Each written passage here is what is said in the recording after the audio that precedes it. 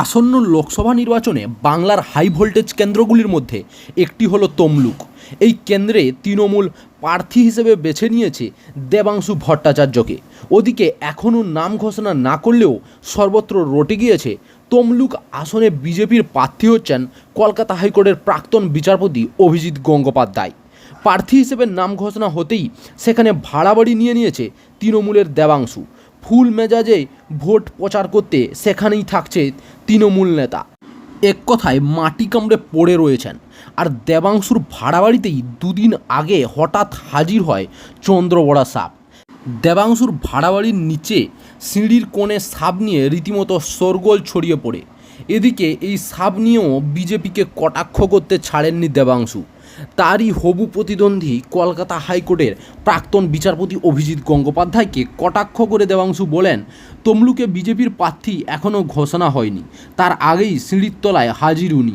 অভিজিৎ গঙ্গোপাধ্যায় বলেছিলেন উনি চন্দ্রবড়া সাপ। তিনি নিজেকে সাপের সঙ্গে তুলনা করেছিলেন, যদিও তাকে দেখা যায়নি। তবে আজ সকালে দেখছি আমার সিঁড়ির তলায় উনি। সোশ্যাল মিডিয়ায় একটি ভিডিও পোস্ট করে ব্যঙ্গ করে দেবাংশু বলেন, সকালে দেখছি আমার সিঁড়ির তলায় উনি বিজেপি প্রার্থী। দেবাংশু আরও বলেন, খুব ভালো লাগছে প্রার্থী প্রতিদ্বন্দ্বীর সঙ্গে দেখা করতে এসেছেন। আমরা বন দপ্তরে জানিয়েছি, ওনারা এসে একে নিয়ে যাবেন। তমলুকবাসীর উদ্দেশ্যে দেবাংশু বলেন, সকলে সাবধানে থাকুন। তিনিও সাবধানে আছেন। সাপখোপ বাড়িতে তুলবেন কি না তমলুকবাসী ভাবুন। এদিকে তৃণমূল প্রার্থীর কটাক্ষের জবাবও দিয়েছেন অভিজিৎ গঙ্গোপাধ্যায়। সম্প্রতি হাইকোর্টের প্রাক্তন বিচারপতিকে প্রশ্ন করলে প্রথমে তিনি কে দেবাংশু দূর বলে এড়িয়ে যান। এরপর বলেন, হ্যাঁ আমি বলেছিলাম মমতা বন্দ্যোপাধ্যায় ও তৃণমূল আমাকে বিষাক্ত বলে কটাক্ষ করেছিলেন।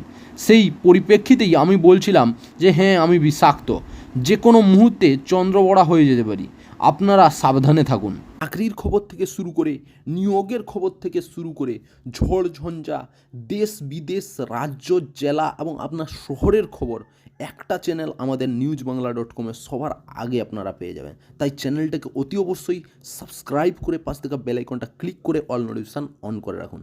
জয় হিন্দ, জয় ভারত।